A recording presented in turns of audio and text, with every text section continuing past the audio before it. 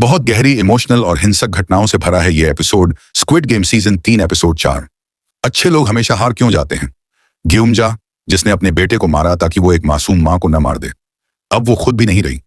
जूनही मां बनी, घायल थी, और अब उसने भी खुद को एक खाई से नीचे फेंक दिया। उसका बच्चा अब गी हुन की जिम्मेदारी है। जो लोग अंदर से नरम होते हैं, क्या उनकी किस्मत हमेशा इतनी ही क्रूर होती है? ह्यूंजू, वो बहादुर ट्रांस महिला जो जूनही और गेयुमजा की रक्षक थी, उसे उसके ही बच्चे के बाप म्योंगी ने मार डाला, जानबूझकर या गलती से कोई नहीं जानता। मिनसू, जो एक मासूम कर्ज के बोझ तले दबा था, अब नशे में धुत अपनी ही जिंदगी को एसिड ट्रिप जैसा देख रहा है। जुंगबे गी-हुन का एक लौता दोस्त, फ्रंटमैन, ने उसके सामने ही उसे गोली मार दी। और उस दोस्त का कातिल प्लेयर 001 यांगिल, जिसने गी-हुन का भरोसा जीता और फिर चाकू घोंपा।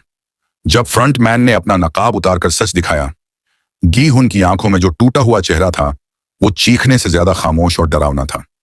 जंप रोप गेम का नरसंहार। 24 बचे हुए खिलाड़ी, रस्सी एक विशाल रोबोट लड़का लड़की घुमा रहे हैं। खिलाड़ियों को न सिर्फ कूदना है, बल्कि एक गैप पर डबल जंप करना होता है। नीचे सैकड़ों फीट की खाई और फूलों से पेंट किया गया जमीन का दृश्य, जहां लाशें बिछ रही हैं। गी-हुन एक साइकोपैथ को मारता है जो दूसरों को पुल से गिरा रहा था। उसका अंगूठा एक आदमी की आंख में घुस जाता है, और तब जाकर बाकी बचे हुए लोग जिंदा रह पाते हैं। दूसरा भाग, गेम ओवर के बाद की राजनीति। फ्रंटमैन का ऐलान। अगले गेम में 3 प्लेयर्स को बाहर करना होगा, और यह फैसला खुद खिलाड़ी करेंगे। प्लेयर 100, सबसे बड़ा कर्जदार, गी-हुन को ही नहीं, उस मासूम बच्चे को भी मारने की साजिश रचता है। बाकी खिलाड़ी भी इस जहरीली सोच के साथ तैयार हैं, क्योंकि इनाम अब बहुत नजदीक है। वीआईपीज का गंदा खेल, वही अमीर अंग्रेजी बोलने वाले दरिंदे, जिनके लिए यह सब सिर्फ एक रियलिटी शो है। उन्हीं की डिमांड पर बच्चे को प्लेयर डिक्लेयर कर दिया जाता है, और अब उसकी जान भी खतरे में है। गी-हुन को फ्रंटमैन एक ऑर्नेट चाकू देता है, चाहे तो खुद की हिफाजत करे या फ्रंटमैन को ही मार दे। लेकिन अब गी-हुन जान चुका है, यह खेल एक आदमी के मरने से नहीं रुकेगा।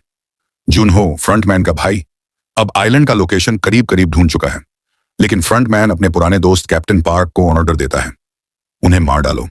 जुनहो किसी तरह बचता है, लेकिन बस एक साथी के साथ। प्लेयर 256 नो-युल की मदद से भाग गया है। नो-युल खुद को डायवर्जन बनाकर वापस आ जाती है, ताकि उस आदमी का बच्चा, जिसकी खातिर वो लड़ी थी, बच सके। मिनसू की नशे भरी आंखों में वो रोबोट बच्चे की मूर्ति मुस्कुरा रही है। नीचे खून से सने फूलों की जमीन एक ट्विस्टेड ड्रीमस्केप जैसी लगती है। गेम के बाद 8 बचे हुए खिलाड़ी, सभी मर्द, ब्लैक टाई डिनर में बिठाए जाते हैं। उनके सामने पिगी बैंक और पीछे काले सफेद टाइल वाली दीवारें। लेकिन इस सब में सबसे भयानक चीज क्या है? वो बच्चा अब भी जिंदा है, और अगले गेम में वो सिर्फ एक पॉन नहीं रहेगा, वो सबसे बड़ा टारगेट बनेगा।